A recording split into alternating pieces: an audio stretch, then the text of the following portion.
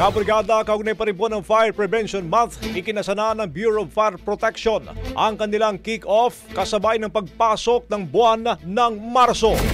Sa panayam ng Brigada News FM Manila, kay BFP spokesperson Fire Senior Superintendent Annalie Atienza, sinabi nito magsisimula na ang iba't ibang aktibidad ng ahensya para palakasin ang kaalaman ng publiko sa pag-iwas sa sunog at maging ang pagresponde ng kanilang mga tauhan.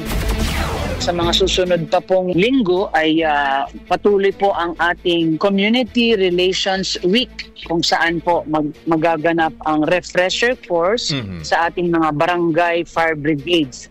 At towards the end of the month naman po ay magaganap din ang ating 9th National Fire Olympics. Ito po ay competition among BFP personnel para po maipatuloy natin ang pagsasanay when it comes to firefighting.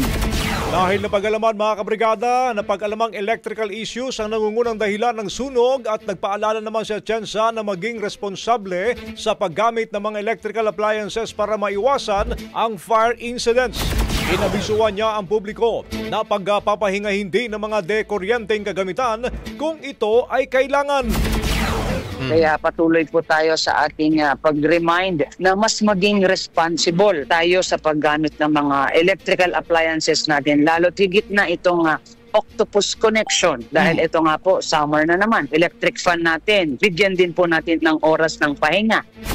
At sa huli, sinabi pa ni Atienza na dapat isa-isip na bawat araw ay Fire Prevention Day.